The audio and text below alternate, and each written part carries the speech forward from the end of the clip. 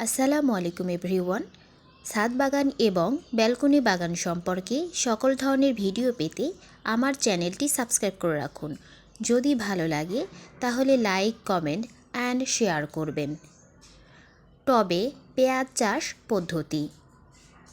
পেঁয়াজ সাধারণত মাঠে চাষযুক্ত একটি ফসল, তবে আপনি চাইলে ছাদ বা ব্যালকনির টবে পেঁয়াজ চাষ করতে পারেন। চলুন তাহলে জেনে নেওয়া যাক কিভাবে টবে পেঁয়াজ চাষ করতে হয়। স্থান নির্ধারণ। বাসার বারান্দায় বা ছাদে এমন একটি স্থান বেছে নিন যেখানে প্রচুর আলো বাতাস পায়। যদি সারাদিন পর্যাপ্ত রোদ নাও পায় তাতে কোনো সমস্যা নেই, যেন দিনে 1/3 রোদ পায়। টব নির্বাচন। পেঁয়াজ চাষের জন্য টব বা প্লাস্টিক অথবা কাঠের কন্টেইনারও ব্যবহার করতে পারবেন। মাঝারি সাইজের একটি টব বেছে নিন। প্লাস্টিকের বালতিতেও পেঁয়াজ চাষ করতে পারবেন।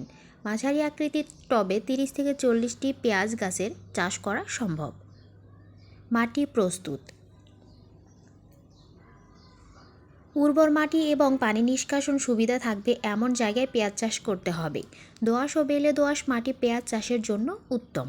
পেঁয়াজ সাধারণত ঠান্ডা জলবায়ুর উপযুক্ত ফসল। যদি পেঁয়াজ চাষ করার সময় তাপমাত্রা বেশি হয় তাহলে উক্ত পেঁয়াজ ঝাঁঝালো হয়।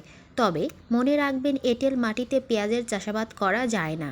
মাটি অবশ্যই উর্বর হতে হবে। পেঁয়াজ 3টি পদ্ধতিতে চাষ করা যায়। 1. শল্ককন্দ রোপণ করে। 2. সরাসরি বীজ বুনে। 3. বীজতলায় বীজ বুনে চারা উত্তোলন করে তা রোপণ করে। বীজ থেকে চারা তৈরি করে রোপণ করলে অধিক ফলন পাওয়া যায়। ভালো বীজের বৈশিষ্ট্য 3টি। ভালো বীজ হাতে নিয়ে চাপ দিলে চাপ বসবে না, খারাপ বীজ হলে চাপ বসবে। মুখে নিয়ে দাঁত দিয়ে চাপ দিলে ভালো বীজ হলে ভেঙে যাবে, খারাপ বীজ হলে চ্যাপ্টা হয়ে যাবে। পানিতে দিলে ভালো হলে পানিতে ডুবে যাবে, খারাপ হলে ভেসে থাকবে।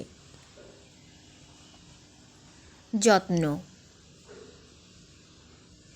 বিশেষ করে প্লাস্টিকের কন্টেইনার ব্যবহার করলে অতিরিক্ত পানি বের করে দেওয়ার জন্য আগে কন্টেইনারটিতে ছোট ছোট ছিদ্র করে নিতে হবে।